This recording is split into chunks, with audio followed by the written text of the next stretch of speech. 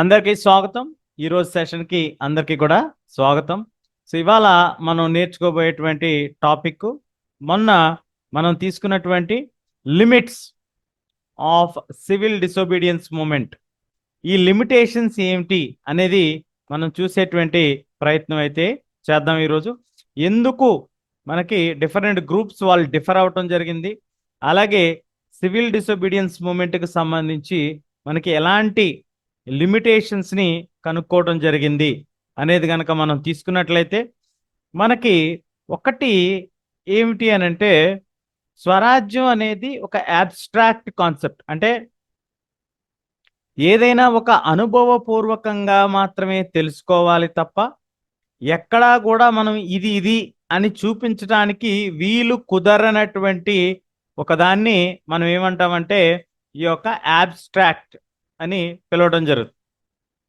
So ఇక్కడ మనకి మన హిందూ సమాజంలో మనకు అనాదిగా ఉన్నటువంటి ఈ యొక్క కాస్ట్ సిస్టంలో మనం చూస్తే అందరికంటే లోయెస్ట్లో శూద్రాస్ ఉంటారు, తర్వాత వైశ్యాసు, క్షత్రియాసు, అలాగే బ్రాహ్మిన్స్. ఇది మనకున్నటువంటి చాతుర్వర్ణయం, అంటే 4 వర్ణాలుగా మనకి డివైడ్ అయి ఉన్నటువంటిదిగా మనం చెప్పుకోవచ్చు. మరి ఇలా ఉన్నటువంటి 4 వర్ణాల్లో అత్యంత చులకనగాను లేకపోతే వర్కింగ్ కమ్యూనిటీగా మనం చూసింది, అన్టచబుల్స్గా పిలిచింది ఈ దళితుల్ని లేదా శూద్రుల్ని అని కూడా అనొచ్చు. కానీ 1930లో మనకి ఇది బాగా కొన్ని వందల సంవత్సరాల నుంచి మన భారతదేశంలో ఉందండి. అనేక మంది దీన్ని పాటించారు. ఎక్కడా కూడా దీనికి మనకి సమాజంలో ఎక్కడా కూడా ఇబ్బంది రాలేదండి. వాస్తవానికి మనం గనక గమనించినట్లయితే ఎక్కడా కూడా మనకి సమాజంలో ఇబ్బందికరమైనటువంటి పరిస్థితులు ఎక్కడా కూడా మనకు కనిపించవు. కాకపోతే అంటరానితనం అనేది ఎప్పుడైతే వచ్చిందో ఆ అంటరానితనం వలన మనకి కొంత ఈ చులకన భావం అనేటువంటిది ఏర్పడటం మొదలైంది. సో సమాజంలో అది నానుకొని ఉండటంతో కాంగ్రెస్ పార్టీ ఎప్పుడూ కూడా దళితుల్ని ఎంకరేజ్ చేయలేదు. ఎందుకంటే సనాతన ధర్మం వాళ్ళు నొచ్చుకుంటారేమో అనేటువంటి ఒక భయం కావచ్చు, ఆ వర్గం వారు మన నుంచి దూరం అయిపోతారేమో అనేటువంటి ఆలోచన కావచ్చు. ఏది ఏమైనప్పటికీ కూడా ఈ అంశాన్ని అయితే వాళ్ళు చేపట్టలే. కాబట్టి మహాత్మా గాంధీ గారు ఏమన్నారంటే, మనకి ఇలాగ ఉంటే ఇంకో 100 ఏళ్ళైనా మనకి స్వాతంత్రం అనేది రాదు. ఎప్పుడైతే మనం అంటరానితనాన్ని పూర్తిగా ఎలిమినేట్ చేస్తామో అప్పుడు మాత్రమే మనకి ఈ యొక్క స్వాతంత్రం అనేది వస్తుంది, దానికి ఒక విలువ అనేది ఉంటుంది. అంటరానితనం అనేది ఉండకూడదు ఎట్టి పరిస్థితుల్లోనూ అనేటువంటి దాన్ని ఆయన తెలియజెప్పేటువంటి ప్రయత్నం చేశారు. ఆ ప్రయత్నంలో భాగంగానే మనం తీసుకుంటే అన్టచబుల్స్ ఎవరైతే ఉన్నారో వాళ్ళందరినీ కూడా భగవంతుడి యొక్క పిల్లలుగా ఆయన అభివర్ణించడం జరిగింది. సో ఆయన చెప్పినటువంటి ఇది మీనింగ్ ఏంటంటే చిల్డ్రన్ ఆఫ్ గాడ్ అని ఆయన చెప్పడం జరిగింది.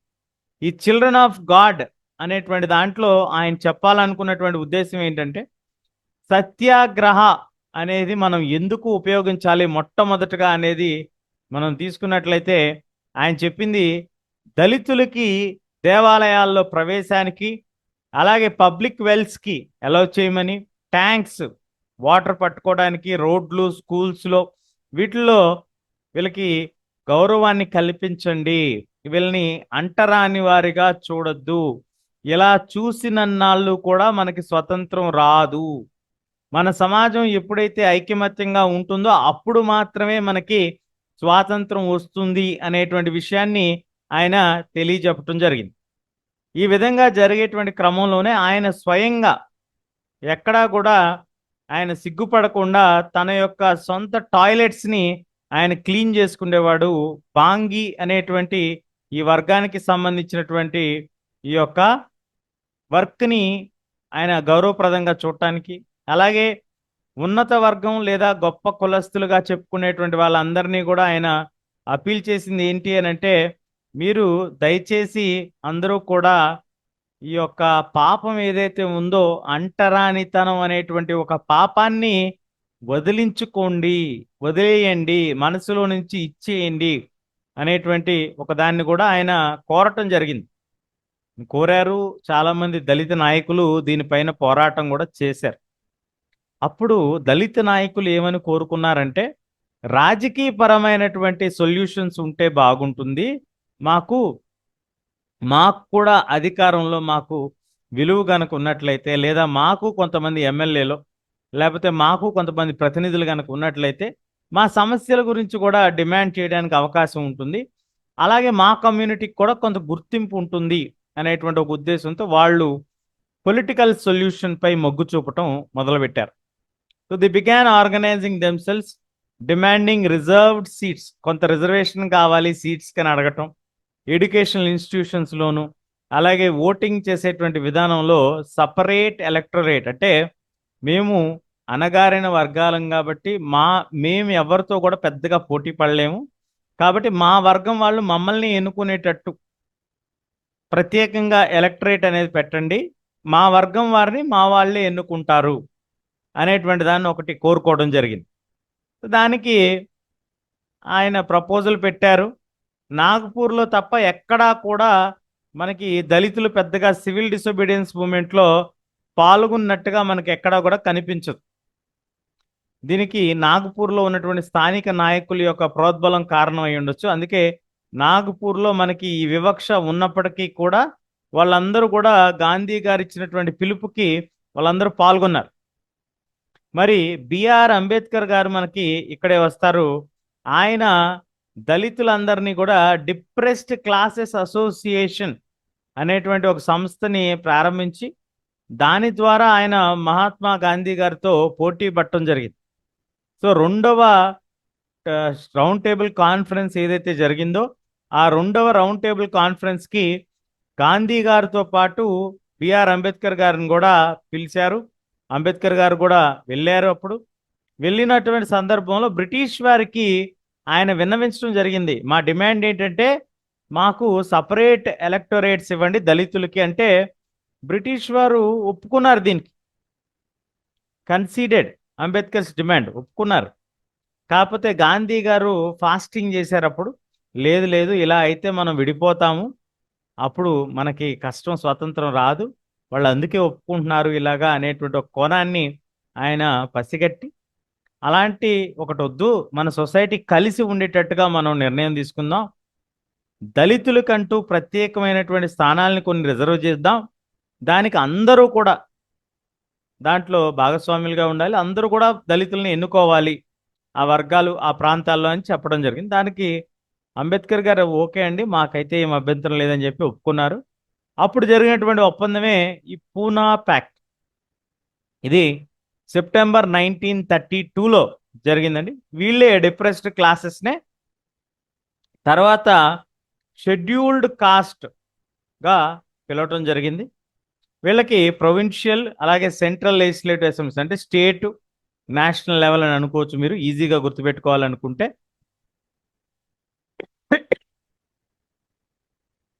అక్కడ వీళ్ళకి రిజర్వేషన్ ఆఫ్ సీట్స్ అనేది ఇవ్వటం జరిగిందనమాట. ఆ విధంగా రిజర్వేషన్ వచ్చింది వీళ్ళకి, అందరికీ కూడా రిజర్వేషన్ అందుబాటులోకి వచ్చింది. కానీ ముస్లిం పొలిటికల్ అసోసియేషన్స్ మన భారతదేశంలో కొంత ల్యూక్ వామ్గా ఉన్నాయి, అంటే పెద్దగా ఇష్టంగా లేవు, అంటే సహకరించలేదు ఈ సివిల్ డిసొబీడియన్స్ మూమెంట్కి. ఎందుకు సహకరించలేదు అని అంటే ఎప్పుడైతే నాన్ కోఆపరేషన్ మూమెంటు పెద్దగా ఉపయోగం లేకపోయినప్పటికీ కూడా ఆపేయటం జరిగిందో Congress party became more visibly associated with Hindu Mahasabha, అలాగే హిందూ రిలీజియస్ నేషనలిస్ట్, హిందూ మతవాదులు, అలాగే హిందూ సాంప్రదాయ మతానికి సంబంధించిన వారితో ఎక్కువగా కనపడేటట్టు బహిరంగంగానే చనువుగా ఉండటం మొదలుపెట్టింది. దాంతో ఇటు హిందువులకి అటు ముస్లింలకి మధ్య కొంత విద్వేషం వచ్చింది. దాంతోపాటు జరిగినటువంటి హింస క్లాషెస్ వలన కూడా మనకి డిఫరెన్సెస్ అనేది రావటం జరిగింది. So every right depend the distance between the two communities.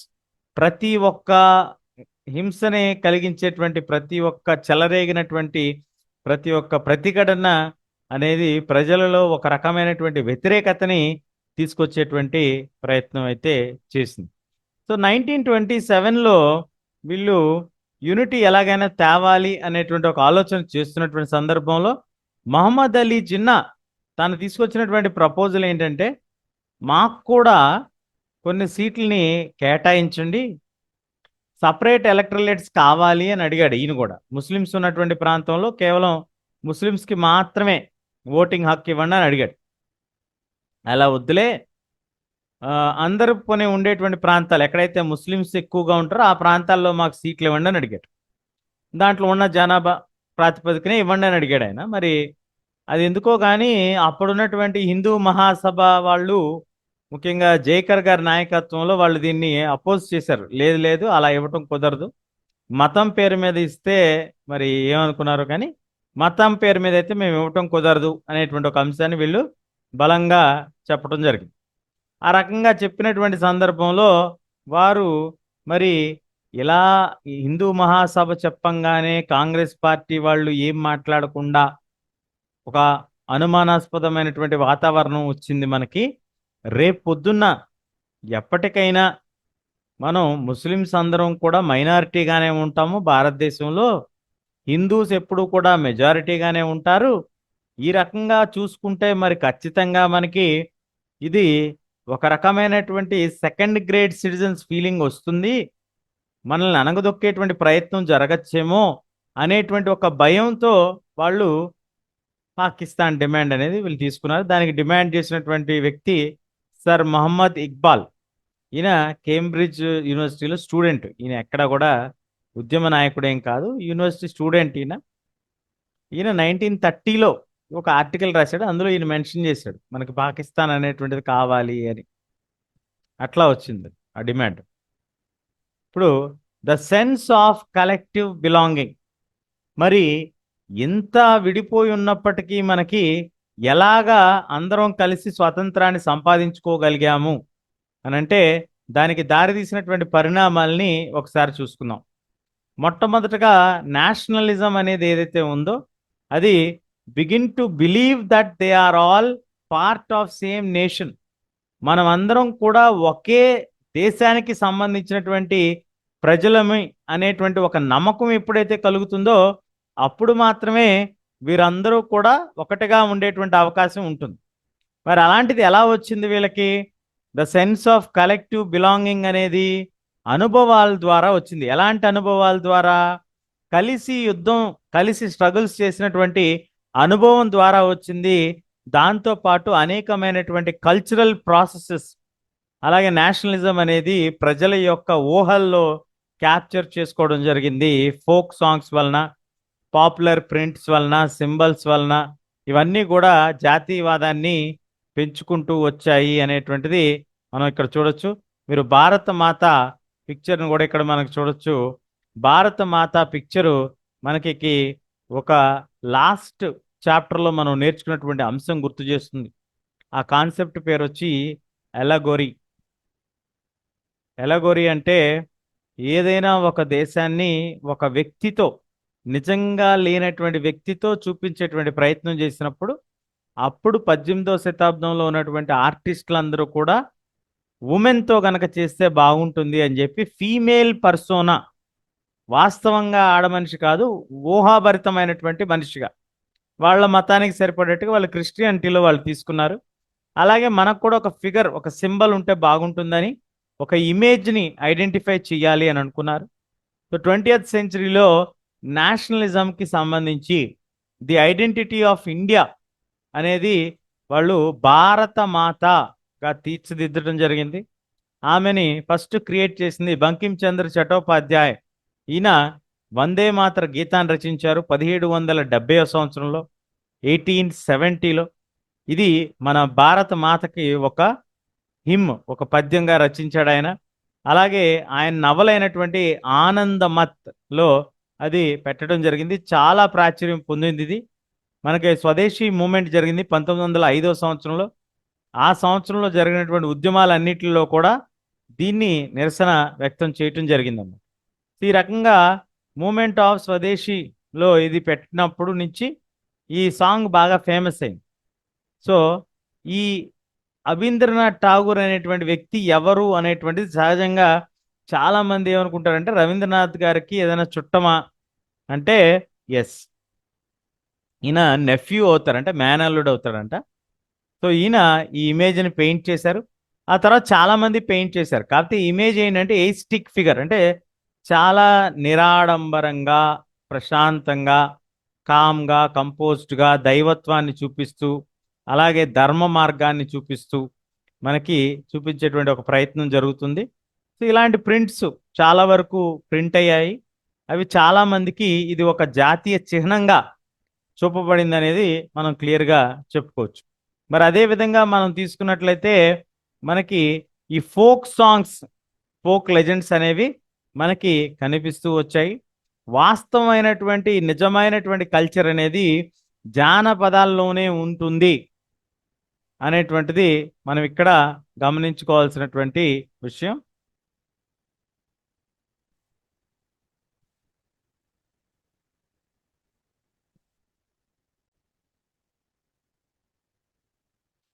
So జాతివాదం అనేది సహజంగా మనం తీసుకున్నట్లయితే జానపదాల్లోనే నిజమైన యథార్థమైనటువంటి జాతీయవాదం అనేది మనకు కనిపిస్తుంది. ఇది ఎప్పుడైతే బయట వాళ్ళు వచ్చారో ఇది మనకి పాడైపోయింది, కొంత ఇబ్బందికి గురి చేశారు, నష్టపరిచారు, డ్యామేజ్ జరిగింది అనేటువంటిది కూడా మనకి ఇక్కడ తెలియజేయటం జరిగింది. It was essential to preserve this folk tradition. మన యొక్క జాతీయ ఐడెంటిటీని, మన దేశానికి సంబంధించినటువంటి ఐడెంటిటీ ఏదైతే ఉందో దాన్ని మనం జాగ్రత్తగా కాపాడుకోవాలి.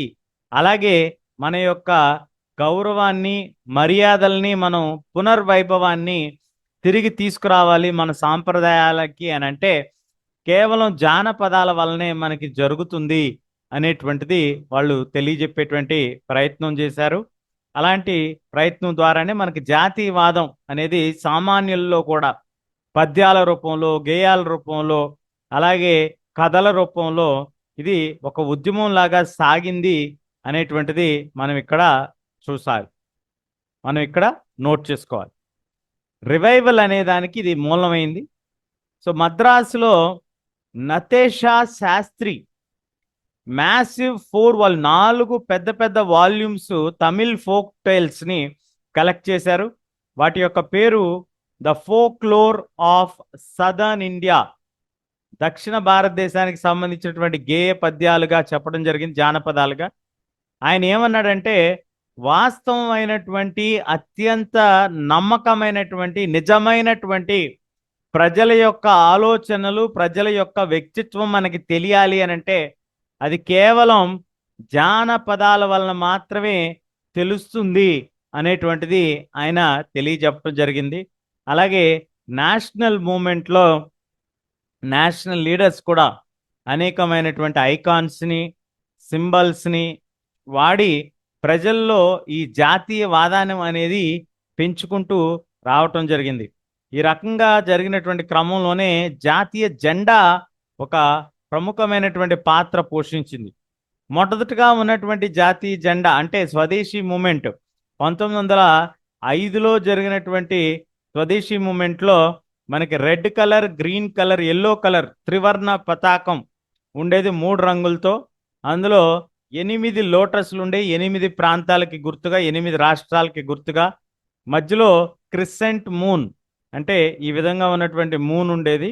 అది ముస్లిమ్స్కి, హిందూస్కి ఉన్నటువంటి ఐక్యతను తెలియజేయటానికి 1921లో అంటే దాదాపుగా 16 సంవత్సరాల తర్వాత గాంధీ గారు స్వరాజ్ ఫ్లాగ్, స్వరాజ్యానికి సంబంధించినటువంటి ఫ్లాగ్ ఆయన రూపొందించారు. అది కూడా ట్రై కలరే, కాకపోతే ఎల్లో కలర్ని తీసి రెడ్, గ్రీన్, వైట్ని పెట్టడం జరిగింది. సో దాంట్లో లోటస్ తీసేసి స్పిన్నింగ్ వీల్ పెట్టారు, అది స్వయం శక్తికి గుర్తుగా. అలాగే ఇది తీసుకొని వెళ్ళటం, బ్రిటిష్ వారి పట్ల వ్యతిరేకతని తెలియజేయటానికి ఇది ఒక చిహ్నంగా పనిచేసింది అనేదైతే మనం ఇక్కడ క్లియర్గా గమనించుకోవచ్చు. అలాగే another means of creating the feeling of nationalism ఏంటంటే మన పట్ల మనకి గౌరవాన్ని క్రియేట్ చేయటం, instil a sense of pride. భారతదేశ చరిత్రలో మనకి వక్రీకరణలు అనేవి ఎక్కువగా కనిపిస్తూ ఉంటాయి. భారతీయులందరూ వెనుకబడినటువంటి వారు, బాగా ప్రాచీనమైనటువంటి సాంప్రదాయాల్ని పాటించేవారుగా, ఇన్కేపబుల్ ఆఫ్ గవర్నింగ్ దెమ్సెల్స్గా ప్రచారాల్ని చేసుకుంటూ వచ్చారు. వాస్తవానికి అది ఏది కూడా నిజం కాదు, కానీ వాళ్ళు అలా చెప్తేనే మనం వాళ్ళ మాట వింటాము అనేటువంటి ఒక ఉద్దేశంతో వాళ్ళు ఇలాంటి ఒక ఆలోచనని చేయటం జరిగింది. అలా జరిగినటువంటి ఒక ప్రయత్నంలో భాగంగానే మన చరిత్ర అనేది మనకి ఇదవటం జరిగింది.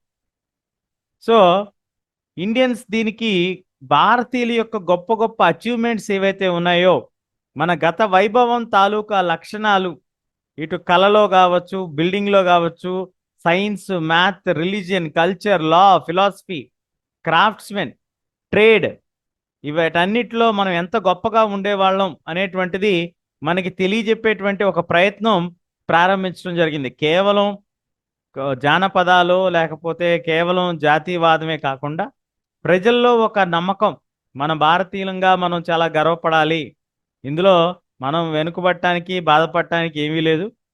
వాస్తవానికి ఎప్పుడైతే బ్రిటిష్ వాళ్ళు వచ్చారో అప్పుడే మనకి ఈ ఇబ్బందులన్నీ కూడా రావటం జరిగింది. మన చరిత్ర చాలా ఘనమైనటువంటి చరిత్ర అని, ఇప్పుడున్నటువంటి ఈ దారుణమైనటువంటి పరిస్థితిని మనం మార్చుకోవాలి, బ్రిటిష్ వారి యొక్క రూల్లోనే మనం ఎక్కువ ఇబ్బందులు పడుతున్నాము అనేటువంటిది చెప్పుకుంటూ వచ్చాము. So these efforts unify people without problems. ఇదంతా జరిగినా కూడా ఎక్కడో మనకి విభేదాలు అనేవి కనిపిస్తూనే ఉన్నాయి, చివరి వరకు కూడా కనిపిస్తూనే ఉన్నాయి. ముఖ్యంగా భారత మాతను వేసినప్పుడు హిందూ మతానికి ఎక్కువగా దగ్గరగా తీసుకున్నారు అని మిగతా వాళ్ళు కూడా కొంత మమ్మల్ని ఎవరిని పరిగణలోకి తీసుకోలేదా అనేటువంటి ఒక ఆలోచన వ్యక్తం చేసినటువంటి సందర్భాలు కూడా మనకి ఇక్కడ కనిపిస్తూ ఉంటాయి. ఆ రకంగా మరి చూసుకుంటే ఖచ్చితంగా అది వాస్తవమే, అందులో ఏమీ మనం కాదు అంటానికైతే ఏమీ లేదు. మరి గ్రోయింగ్ యాంగర్, వాస్తవానికి ఈ సెషన్లో మనం నేర్చుకుంది ఏంటంటే ప్రజల యొక్క ఆగ్రహం, ఈ యొక్క బ్రిటిష్ ప్రభుత్వానికి వ్యతిరేకంగా ఉన్నటువంటి వాళ్ళందరి వర్గాల వారు కూడా యుద్ధం చేయాలని అనుకున్నారు, స్వతంత్రం కావాలని కోరుకున్నారు. కాకపోతే మహాత్మా గాంధీ గారు కానీ కాంగ్రెస్ పార్టీ కానీ చేసినటువంటి ప్రయత్నం ఏంటంటే వీళ్ళందరి యొక్క బాధల్ని ఒక ఉద్యమం రూపంలో తీసుకెళ్లే ప్రయత్నం చేసింది. అనేకమైనటువంటి ఉద్యమాలుగా ప్రజలందరినీ ఒకటి చేసింది. అనేక వర్గాలుగా ఉన్నటువంటి వాళ్ళందరినీ కూడా కలిపేటువంటి ఒక ప్రయత్నం చేసింది. వారి యొక్క సమస్యలన్నిటిని కూడా పరిగణలోకి తీసుకొస్తూ ఫ్రీడమ్ కావాలి అనేటువంటిది అందరికీ తెలిసే విధంగా ప్రయత్నం చేసిన మాట వాస్తవం. Congress continuously attempted to resolve the differences, ఉన్నటువంటి విభేదాలను తొలగించే ప్రయత్నం చేసింది. అలాగే ఏ ఒక్క demand did not alienate the other one. ఒకరికి డిమాండ్స్ని గనక మనం ఒప్పుకుంటే మిగతా వాళ్ళు ఏలినేటెడ్గా ఫీల్ అవుతారు అని అనుకున్నప్పుడు అలాంటి డిమాండ్స్ని చేపట్టలేదు అనేదానికి మనకు చక్కటి ఉదాహరణలు మనం చూసాం. ఇప్పుడు వర్కర్స్ యొక్క డిమాండ్స్ని ఇచ్చేసినప్పుడు పెసెంట్స్ లేదా ల్యాండ్ లార్డ్స్ ఇబ్బంది పడతారంటే ఆ డిమాండ్స్ని చేపట్టలేదు, అసలు అలాంటి వాటిపైన ఏం క్లారిటీ ఇవ్వలేదు. అంటే ఎక్కడా కూడా విడదీసేటువంటి ప్రయత్నం అయితే ఎక్కడా చేయలేదు. సమస్యని సర్దుమనిచ్చేటువంటి ప్రయత్నం లేదా తగ్గించేటువంటి ప్రయత్నమే చేసుకుంటూ వచ్చింది కాంగ్రెస్ పార్టీ. మరి ఆ రకంగా చూస్తే సో ఈ రకంగా మూమెంట్ అనేది ఎక్కడికక్కడ బ్రేక్ అవటానికి కారణం మనలో ఉన్నటువంటి difference. So high points of Congress national unity was followed by faces. కొంత భాగాలుగా నడుస్తూ వచ్చింది. మొత్తానికి డిస్యూనిటీ, ఇన్నర్ కాన్ఫ్లిక్ట్ ఎప్పుడు కూడా నడుస్తూనే వచ్చింది. మనం అందరం కూడా ఒక జాతిగా అయితే ఆవిర్భావన జరిగింది, కానీ అందులో అనేక మంది యొక్క గొంతుల్ని మనకు స్వాతంత్రానికి పోరాటం చేశాయి, అలాగే బ్రిటిష్ వారిని పారదోలాయి అనేటువంటిది అయితే మనం ఖచ్చితంగా తెలియజేసుకోవచ్చు. దీంతో ఈ చాప్టర్ని అయితే మనం ముగిస్తున్నాం. దీనికి సంబంధించి మీరు చదవాల్సినటువంటి క్వశ్చన్స్ని కనుక మనం తీసుకున్నట్లయితే మనకి టెక్స్ట్ బుక్ బ్యాక్ సైడ్ ఉన్నటువంటి క్వశ్చన్స్ మనకి ఇక్కడ బేసిక్గా ఒక ఐడియా ఇవ్వటం కోసం ఇస్తారు. జలియన్ వాలా బాగ్ కానీ లేదా సైమన్ కమిషన్ అని కానీ సత్యాగ్రహ కానీ ఫస్ట్ వరల్డ్ వారు కంపేరింగ్ ద ఇమేజెస్, ఇవి సింపుల్ క్వశ్చన్స్ బ్రీఫ్గా ఎక్స్ప్లెయిన్ చేస్తాం. అలాగే డిస్కస్ అన్నారు. డిస్కస్ అంటే కొంచెం డీటెయిల్డ్గా రాయండి. సాల్ట్ మార్చు, దాండీ మార్చు, వీటి గురించి, సివిల్ డిసొబీడియన్స్ మూవ్మెంట్ గురించి. అట్లాగే నాకు తెలిసి అయితే కొన్ని వెబ్సైట్స్ ఉన్నాయి. ఏదైనా ఒక వెబ్సైట్ని, మా వెబ్సైట్ అనే కాదు, ఏదైనా ఒక వెబ్సైట్ని, బైజూస్ అంటే బైజూస్ అనే కాదు, సక్సెస్ సిడీస్ అని కానీ లేకపోతే లర్న్ సిబిఎస్ఈ అని కానీ ఇట్లా రకరకాలైనటువంటి వెబ్సైట్స్ మనకు అందుబాటులో ఉన్నాయి.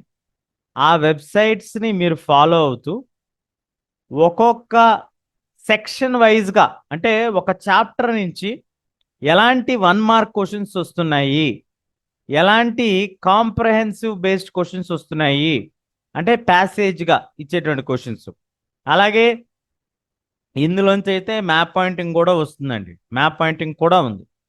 సో ఈ చాప్టర్లో ఖచ్చితంగా బోర్డ్ ఎగ్జామ్లో మనకి మ్యాప్ పాయింటింగ్ వస్తుంది. చెప్తున్నాను కదా, నాగ్పూర్ సెషను, అలాగే మనకి కరాచీ సెషను, ఇట్లాంటి సెషన్స్ అన్నీ కూడా అడుగుతారు. ఏ ఇయర్లో జరిగింది ఏంటి అనేది. అలాగే మనకి డిఫరెంట్ టైప్స్ ఆఫ్ 1 మార్క్ క్వశ్చన్స్లో అసర్షన్ అండ్ రీజనింగ్, అంటే ఒక స్టేట్మెంట్ ఇచ్చి అది నిజమా కాదా అని అడిగేటువంటి ప్రయత్నం కూడా చేస్తారు.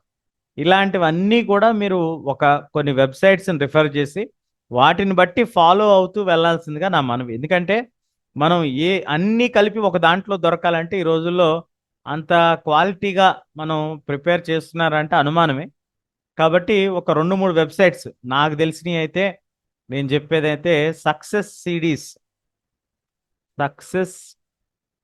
సిడిఎస్ అని వస్తుంది వెబ్సైట్. ఏ చాప్టర్ కావాలంటే ఆ చాప్టర్ మీకు అందుబాటులోకి వస్తుంది. అలాగే మనకి నెక్స్ట్ గీక్స్ అని ఉంటుంది ఒక వెబ్సైట్, అది కూడా బాగానే పనిచేస్తుంది. అలాగే లర్న్ సిబిఎస్ఈ, అలాగే ఫిజిక్స్ వాలా, అలాగే వేదాంతు, అలాగే బైజూస్. ఇట్లా మీరు ఏదైనా ఒక 2-3 వెబ్సైట్స్ పెట్టుకోండి. అప్పుడు మీకు తరోగా పాయింట్స్ అన్నీ కూడా కవర్ అవుతాయి.